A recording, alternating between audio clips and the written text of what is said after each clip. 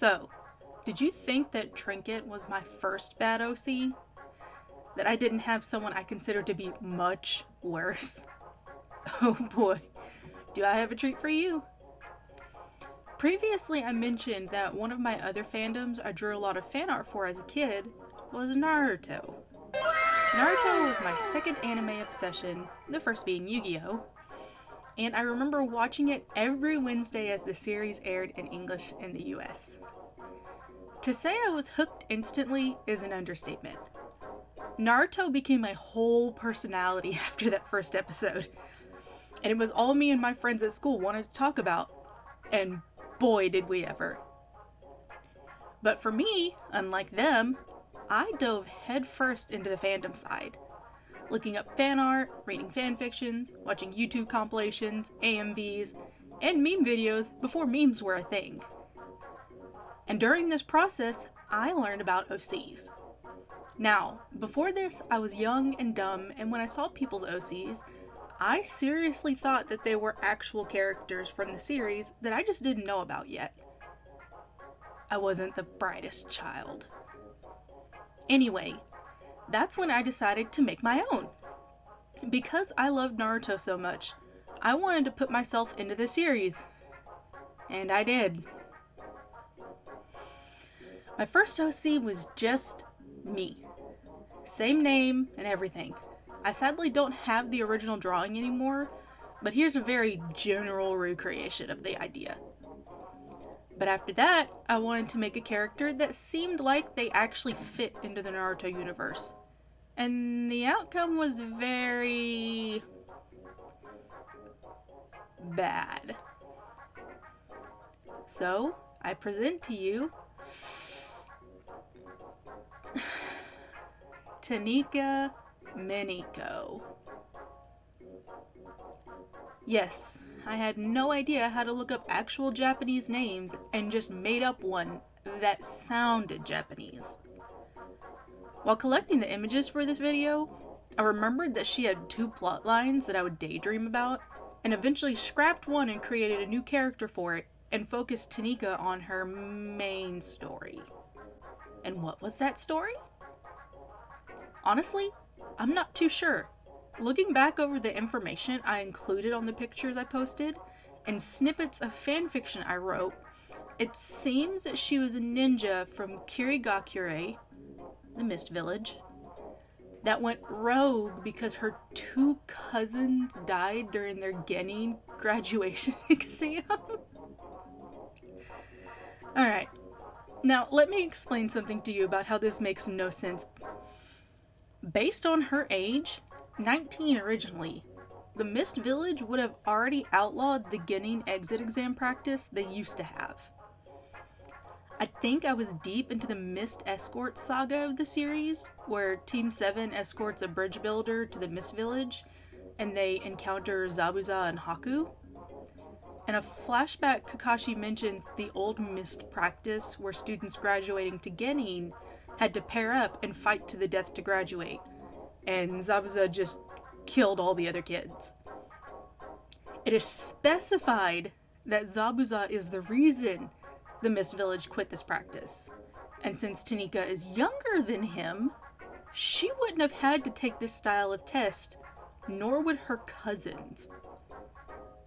So I have no idea why this was her reasoning for going rogue. Anyway, based on what this old fanfiction is saying, she ran from the Mist Village in an emotional state, all the way to Konoha, and passed out the next morning. Again, let me explain. The Mist Village is several hundred miles away from Konoha. The escort saga literally took Team 7 a week to get there on foot. I guess it makes sense if she ran hundreds of miles in one night that she would just pass out, but I don't even think the strongest of ninja in the Naruto universe could even manage to do that without dying. Not including Guy or Lee, they don't count. They're not human. Speaking of, guess which team finds her passed out near Konoha? That's right, Team Guy. Bruh. Why? Because Neji was my crush at the time. Which is super weird that I wanted to ship a 19-year-old character with Neji, who was still 15 at the time. Kid me didn't understand age gaps and the legal repercussions at the time. FBI, open up! Back to the story. Even though she was a rogue ninja from Kiri, Team Guy took her into Konoha, and she joined the Konoha ranks somehow and became part of their team? Even though I'm pretty sure I had written her as a Jonin at the time. As in, the same rank of ninja that Guy was. Bro, I got no idea how this is supposed to work. Now, as you can clearly see, I'm excluding some really important information about Tanika. She has a cat ear and tail. Or, more specifically, tiger ears and a tail. Why is that? Because she's a Jinchuriki. Not like the titular 12-tailed demons kind, but like a lesser demon vessel. These were like elemental big cats, and she was the vessel for the fire tiger. I never expanded on the lesser demons in this made-up line of demons either. I was just focused on my super original character that none of the rest of the background mattered. So, a ninja from the Mist Village had a fire demon in her. I don't know why Kid Me was obsessed with fire and tigers, but Tanika was the peak of that obsession for me. Anyway, while she lived in Konoha, someone caught wind that she had defected and came to collect her. And who was that? The motherfucking Akatsuki. Yes, this was around the time that the Akatsuki was brought into the show, and when I saw them, my kid mind went, yes, those are the guys I'm gonna be obsessed with for my entire life. And specifically, this dude, Kisame.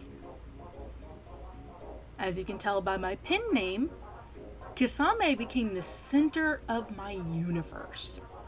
And he's still my favorite Naruto character to this day. The moment he came on screen, I was heart eyes Lord have in mercy, love, I'm about to bust. and decided that I wanted to ship my OC with him.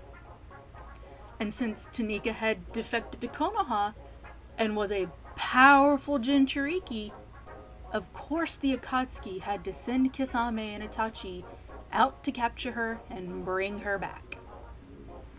Under the threat of attacking her newfound friends and family, Tanika gave in and was taken in by the pair, and in a surprising twist, she didn't become a member of the Akatsuki. She was just a scout, like Kabuto was. But she worked alongside Itachi and Kisame, because I needed that sweet, sweet shipping fuel. And ship them I did. Like, I drew so much fan art of Kisame and Tanika, it's a little concerning. I even had some fan art made for me. Like, it was a very wild time for me, and it still blows my mind how much interaction I was getting with this terrible character.